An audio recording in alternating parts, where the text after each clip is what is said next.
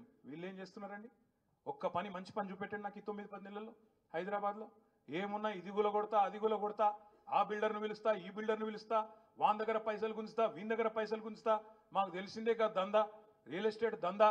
ఇది తప్ప చేసిన మంచి పని ఒక్కటనుందా? నేను అడుగుతా ఉన్నా. ఇవాళ పెద్ద పెద్ద మాటలు మాట్లాడుతున్నాడు ముఖ్యమంత్రి.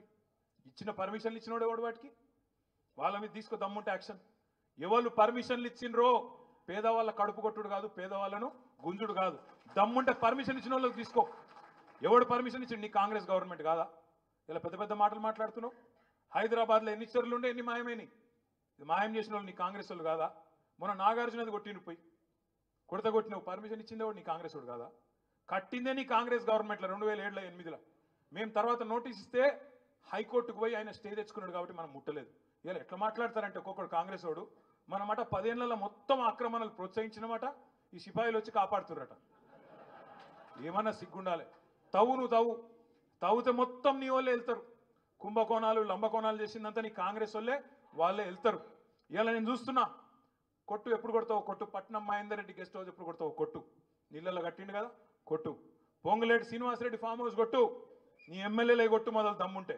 నీ ఎమ్మెల్యేలు నీ ఎంపీలు పెద్ద పెద్ద నాయకులు ఎవరైతున్నారో మొదలు వాళ్ళే కూలగొట్టినాక నువ్వు పేదవాళ్ళ మీదకి రా.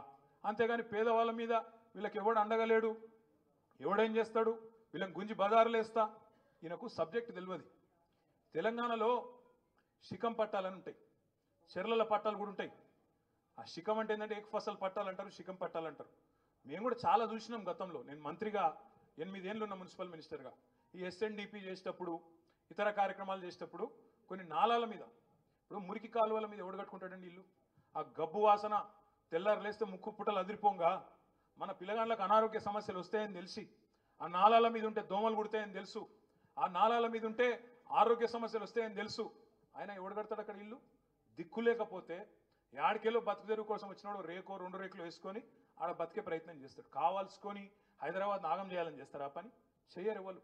పేదవాళ్ళు దిక్కులేక కట్టుకుంటే ఆడికి వచ్చి కట్టుకుంటారు. వాళ్ళకి ఏం చేయాలి గవర్నమెంట్ అంటే? మానవత్వం ఉన్న గవర్నమెంట్ అంటే ఏం చేయాలి? నోటీస్ ఇవ్వాలి, చెప్పాలి.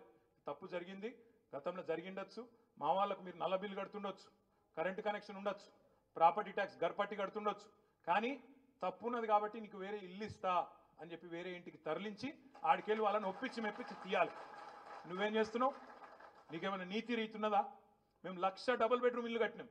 కట్టి అక్క వాళ్ళు మేమందరం కూర్చొని ఎమ్మెల్యేలు అందరం కూర్చొని 60,000 ఇండ్లు ప్రజలకు ఇచ్చినాం. ఇంకా 40,000 ఇండ్లు అక్కడనే ముఖ్యమంత్రి కింద పెట్టుకొని ఉన్నాడు. ఇప్పుడు ముఖ్యమంత్రి నీకు చిత్తశుద్ధి ఉంటే హైదరాబాద్లో ఎక్కడెక్కడనైతే హైడ్రా వల్ల ఇవాళ రోడ్డు మీద పడ్డ పేదలు ఉన్నారో వాళ్ళకి ఆ 40,000 ఇండ్లు వెంటనే కేటాయించాలని చెప్పి నేను డిమాండ్ చేస్తా ఉన్నాను. మేము కట్టిన ఇండ్లు బంగారుపాలెంలో పెట్టి నీకు అప్పచెప్పినాం. 40,000 ఇండ్లు ఇవాళ తయారున్నాయి. నీకు చిత్తశుద్ధి ఉంటే ఈ పేదవాళ్లకు ఆ ఇండ్లు మొదలు ఇయ్యి. అది మూసిలో కావచ్చు, ఇంకొకడ కావచ్చు, ఆ పేదవాళ్ళకి కేటాయించు. వాళ్ళకు చట్టం ఫాలోగా. హైడ్రాకు చట్టం లేదు. మరి హైడ్రాకు చట్టం లేకపోతే చుట్టాలనేది ఇచ్చిపెడుతుంది హైడ్రా? అనుముల తిరుపతి రెడ్డికి ఒక నీతి, అనుముల ఇంకా మిగతా బ్రదర్స్కి ఒక నీతి, మిగతా పేదవాళ్ళకు ఒక నీతి ఉంటుందా? ఇదేనా పద్ధతి? అందరికి ఒకటే ఉండాలి కదా చట్టం అంటే. కొంతమందికి చుట్టం ఎట్లయితే చట్టం. అందుకే నేను అడుగుతా ఉన్నా, హైడ్రా బాధితుల విషయంలో కూడా తప్పకుండా బీఆర్ఎస్ పార్టీ మా నగర శాసనసభ్యులతో ఒక సమావేశం పెట్టుకుంటాం. ఏ రకమైన నీతి అవలంబించాలి, ఏ రకంగా పేదవాళ్ళకు అండగా ఉండాలనే దాని మీద పెద్దలు కేసీఆర్ గారి డైరెక్షన్ కూడా తీసుకొని మీకు అండగా నిలబడే ప్రయత్నం సంపూర్ణంగా చేస్తామనే మాట కూడా హైదరాబాద్లోని పేదలందరికీ నేను విజ్ఞప్తి చేస్తా ఉన్నా.